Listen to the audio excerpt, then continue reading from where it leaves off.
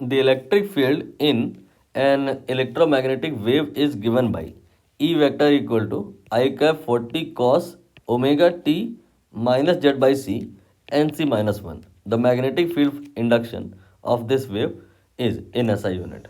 आई hope question आपको समझ में नहीं आया होगा.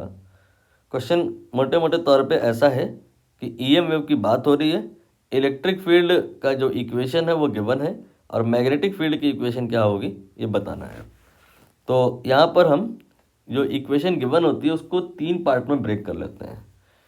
यहाँ पर जो ये लिखा है ये इस इक्वेशन का डायरेक्शन पार्ट है, यानी कि ई कैप. ये आ गया, कितना आ गया ये आई कैप.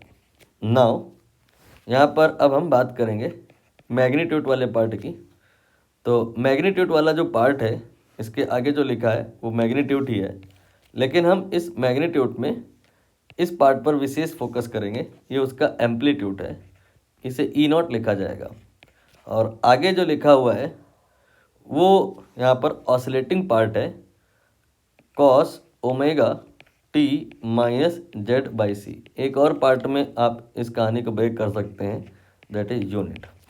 ठीक है, यूनिट किसी ऑप्शन में है नहीं तो उसको आप इग्नोर करिए. हम बस यहाँ पर देखेंगे कि इसमें क्या फ़र्क आएगा, इसमें क्या फ़र्क आएगा और इसमें क्या फ़र्क आएगा. तो जो ऑसिलेटिंग टर्म होता है उसमें कोई फ़र्क नहीं आता है. जो इलेक्ट्रिक फील्ड की इक्वेशन में होता है वही मैग्नेटिक फील्ड की इक्वेशन में होता है. लेकिन जो इलेक्ट्रिक फील्ड की पीक वैल्यू होती है वही मैग्नेटिक फील्ड की नहीं होती है. इसको निकालना पड़ता है, इसके लिए फार्मूला होता है और वो क्या होता है, e not divided by b not equal to c, या you can say b not equal to e not by c. यहाँ पर सी का मतलब क्या है, स्पीड, स्पीड ऑफ वेव. यहाँ पर जो ये लिखा है ना ऑसिलेटरी टर्म में जो ये लिखा है ये स्पीड को ही रिप्रेजेंट कर रहा है और यहाँ पर ये सी के ही बराबर है. आपको ये बात मैं इसलिए बताया कि कभी कभी गलती से जैसे यहाँ पे लिखा हो सी ना लिखा हो, c/2 लिखा हो, तो फिर इस जगह पे सी नहीं आएगा, इस जगह पे जो भी वेव की स्पीड होगी वही आएगा. यहाँ पर वेव की स्पीड सी ही है इसलिए यहाँ पे सी ही लिखा जाएगा. तो बी नॉट निकल आया है, ये आ गया है ई नॉट का वैल्यू रखने के बाद 40 डिवाइड बाई सी. अब बात करेंगे डायरेक्शन पार्ट की. डायरेक्शन ये है आई कैप, ये इलेक्ट्रिक फील्ड की डायरेक्शन है. मैग्नेटिक फील्ड की डायरेक्शन बी कैप. ये कैसे निकाली जाती है, इसके लिए भी फार्मूला होता है.